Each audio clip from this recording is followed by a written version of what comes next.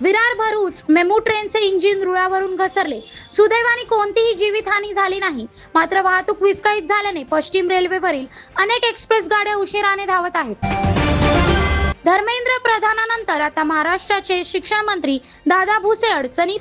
CET paper फुटी प्रकरणावर काँग्रेसने 7 दिवसांचा अल्टिमेटम देत राजीनाम्याची मागणी तीव्र केली। गणेश भक्तांसाठी मोठी आनंदाची बातमी। मध्य रेल्वेकडून 246 गणपती विशेष गाड्या चालविण्यात येणार असून लवकरच आरक्षण प्रक्रिया सुरू होणार। अमित शहांची तटकर यांनी सुप्रिया सुळे यांच्याशी भेट। महाराष्ट्रात पुन्हा मोठ्या राजकीय घडामोडींची चर्चा। राष्ट्रवादी काँग्रेसच्या दोन्ही गटांच्या विलयाच्या चर्चांना वेग।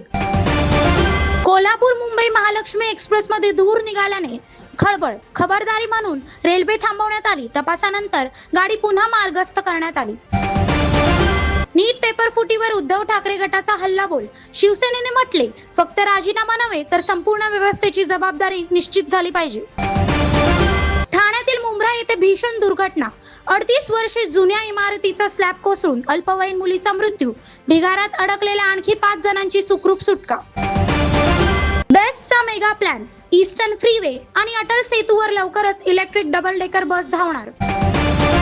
12 लाखात डीआय प्रश्नपत्रिका विकली गेली। एमपीएससी ड्रग इन्स्पेक्टर भरतीबाबत रोहित पवार यांचा गंभीर आरोप।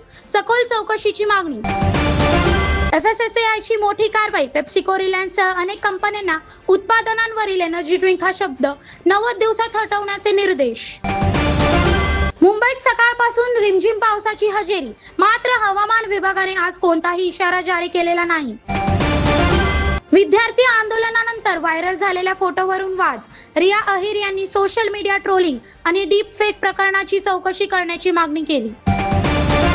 मुंबईकरांसाठी मोठा दिलासा। रुपये 3065 कोटींच्या गारगाई धरण प्रकल्पाला मुख्यमंत्री देवेंद्र फडणवीस यांची हिरवी झेंडी। धावत्या बस मधील प्रवाशाचा धोकादायक प्रकार। स्टीअरिंग खेचताच एसटी बसची शालेय बसांशी धडक। 5 जण जखमी। लातूर पोलिसांनी आरोपीला ताब्यात घेतले। केंद्राने गुन्हे मागे घेण्याचे आश्वासन दिले, तरीही मुंबई पोलिसांकडून कॉक्रोच जनता पार्टी आंदोलनातील सहभागी आंदोलनकर्त्यांना नोटीसवर नोटीस। वसई विरार मध्ये बंदी असलेल्या प्लास्टिकवर मोठी कारवाई। महापालिकेने 88 किलो प्लास्टिक जप्त करून दुकानदारांकडून 13,500 रुपये दंड वसूल केला। मुंबई विमानतळावर बनावट पासपोर्टसह प्रवास करणारा बांगलादेशी नागरिक अटकेत। आधार पॅनसह इतर कागदपत्रांची चौकशी सुरू। मुंबईकरांसाठी दिलासादायक बातमी। सातही जलाशयातील पाणीसाठा सलग पावसानंतर 89% जवळ पोहोचला।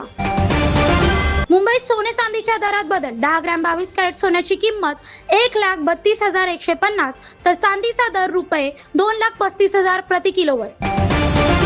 चारधाम यात्रेबाबत मोठी बातमी। मुसळधार पाऊस आणि भूस्खलनामुळे चारधाम यात्रा 2 दिवसांसाठी स्थगित करण्यात आली।